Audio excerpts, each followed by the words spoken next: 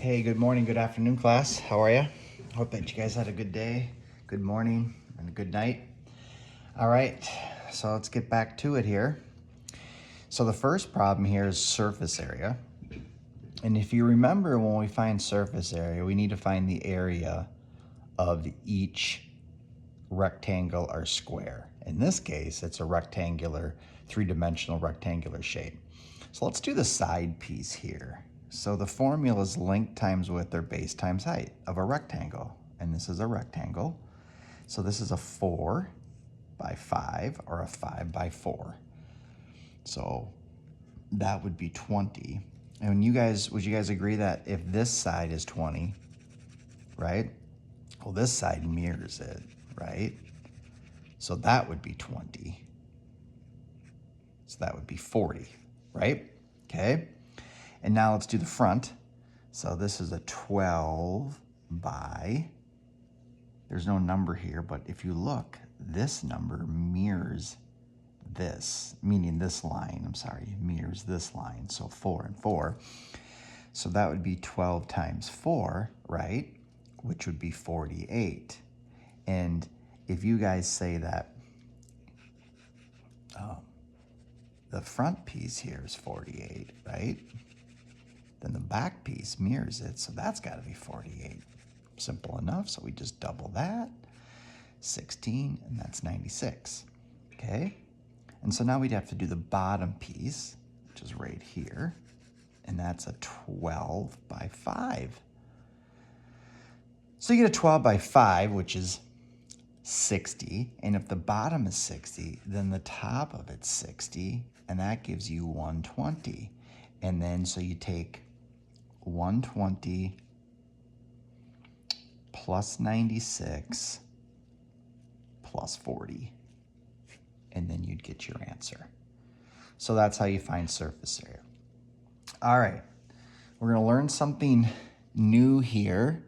Let's see if, I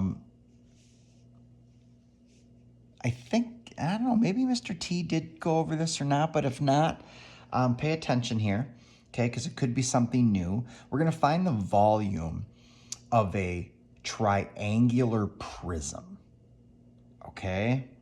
So when you find the volume of a triangular prism, you gotta imagine that you tipped this triangle.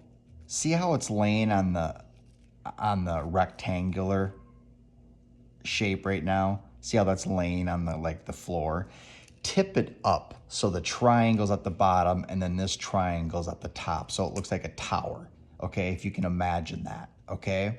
Because what we have to do here is we have to find the area of the base. The base is the bottom, and right now the rectangle's the base, but if we tipped it up, and what you have to do with a prism is they have to have two congruent sides.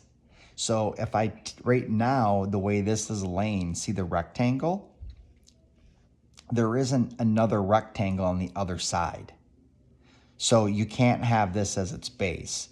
But if I turn this up to make it look like a tower where the triangle's at the bottom and this is at the top, now you have two congruent.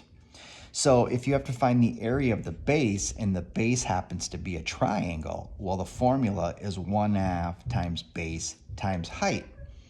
And the base is 5, and the height has to go straight down is 2.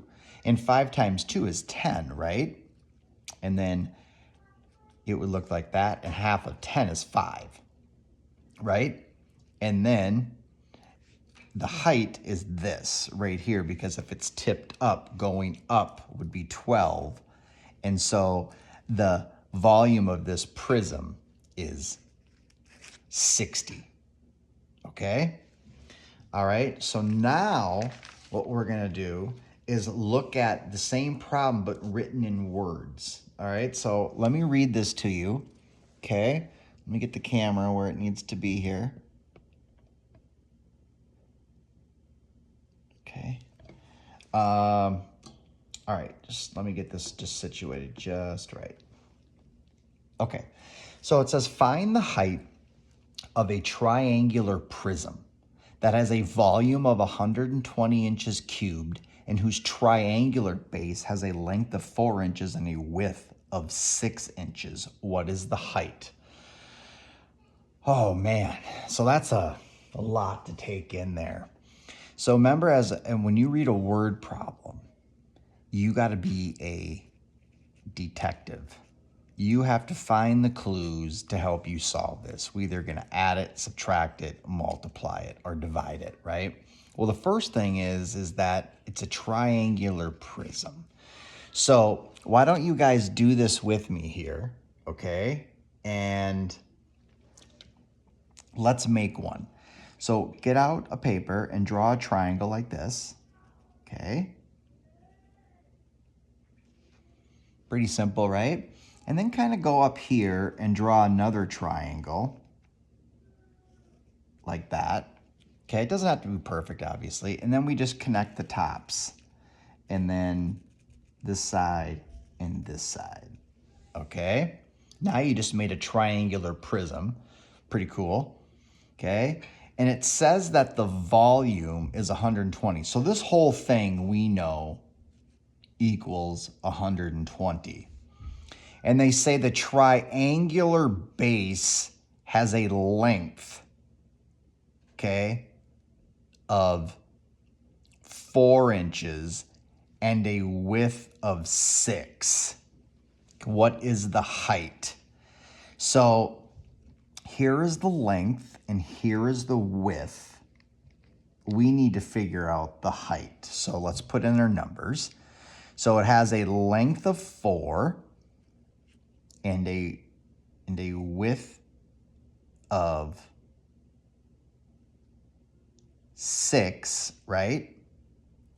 And so basically we need to figure out what this is right here, okay? So, well, we know that 6 times 4 is 24, right? Okay? So now you got to ask yourself, well, if 6 times 4 is 24, and we know it has to be 24 times what gives you 120, okay? So we can go over here and try 24 times 4, which is 16. That's 96. Nope, it's not that. Let's try 24 times 5, okay? 4 times 5 is what? 20, carry the 2, 120. Now, so if you say it's 5, you think, oh, I got it. Now watch when I solve it. Okay, ready? So we have to find the area of the base. Remember, if this is tipped up like a tower, right? So we know it's 1/2 times base times height. Well, the base is 4 and the height is 5. So that's 20, right? And what's half of 20? 10. And then you do 10 times 6 is 60. So it can't be 5. That's right. We did a triangle. So we cut it in half. So then we have to add another, we have to double the 5 to make it 10. So now when we do it, ready? It's 1/2 times base times height. The base is 4 and the height is 10. That gives us 40, right? And what's half of 40? 20. And then 20 times 6 gives you the 120. See, these problems right here, this is where we want to start moving you into where you really have to think critically and analytically. Because I can see why you said 5, but when you solve this problem with 5, 4, and 6, you don't get 120. We will do more of these, okay? But if it were me, I'd probably rewind the tape again and just kind of watch what I did there again. But we'll do more of these, okay? All right, so now the next one is 3 6/800 divided by 21 hundredths. So it's 3 6/800 divided by 21 hundredths. So what do I have to do to this decimal? I have to move it to the end, 1, 2, and the rule is whatever I do to the outside, I have to do to the inside, 1, 2. So I put it there. 21 goes into 3, 0 times. 21 goes into 36, 2 times. No, 1 time. Okay. And then that would be 5, 1, and that would be 0. So 21 goes into 150. Well, 7 times is 147. So that would be 7. 147 minus 150 minus 147 is 3. I can add a 0, bring it down. 21 goes into 30. How many times? That's right, 1 time. And I like to get 2 numbers after my decimal. And then 21 goes into 90. Not 5 times, it would be 4 times. And that would be 84. So that would be your answer there. Okay, they love to ask you these on your MCA too, by the way. Okay, all right. So let's take a look here at 6K is less than or equal to negative 36. So we're solving for K, so we have to get K by itself. So we divide it. Okay, whatever you do to one side, you do to the other. So K would be a negative 6. So you draw your line, put 0, right? And then you go to negative 6, you circle it, and do I color it in? I do, because it has the equal sign. In which way would this have to go to be true? Would it go left or right? So if I went left, what you're saying then is that the number would have to be negative 6 and going this way. If I put negative 7, negative 8, negative whatever, and so on, that would be true.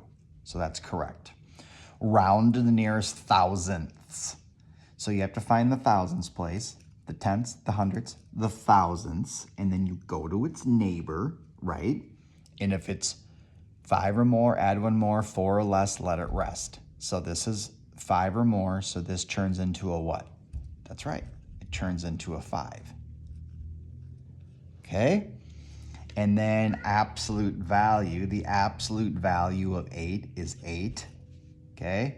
And then you bring down the symbol, The absolute value of 5 is 5. Negative 8 plus 5 equals a negative 3, okay? All right, so square roots, okay? Square roots are not difficult. So when you do square roots, the best way I can explain it is the square root of 4 is 2 times 2, so this would be 2. 9, I know we can get 9 times 1, but 3 times 3, so it would be 3. And this one would be 4, okay? And so I know you could do 8 times 2 to get 16, or just think when a square root, it's the same number multiplied twice to get the number. That's the easiest way I can explain to get your square root. So for 100, there's many ways, 50 times 2, 25 times 4, but what times what, the same number will get you 100? It'd be 10. And then what about 36? 12 times 3 is 36. 9 times 4, 6 times 6. So now 10 times 6 is 60, okay? All right, can everybody get a piece of paper out? Okay, everyone get a piece of paper out, okay? I need everyone to make a big G like me. Okay, that stands for gallon. And I need you to put in 4 Q's. The Q's stand for quarts. Okay, so it takes 4 quarts to make a gallon. And then put in the 2 P's for pints in each quart. So it takes 2 pints to make a quart. And so how many pints does it take to make a gallon? It would take 8. So now we put 2 C's in each pint, and C's stand for cups. Now that you did this once, you'll never forget how to do this. So when you're cooking, this comes in handy. Like how many pints make a cup, how many cups make a gallon. So if I asked you how many quarts, or how many quarts make a half gallon? Well, 2 quarts make a half gallon. How many cups make a gallon? Well, 1, 2, 3, 4, 5, 6, 7, 8. 16 cups make a gallon, okay? If I asked you how many cups make a half gallon, well, it would be 8. 1, 2, 3, 4, 5, 6, 7, 8. How many pints make a half gallon? It would be 4, okay? So we call this the gallon chart, and we're gonna start using this in the next couple of days, all right? All right, superstars, we'll see you soon.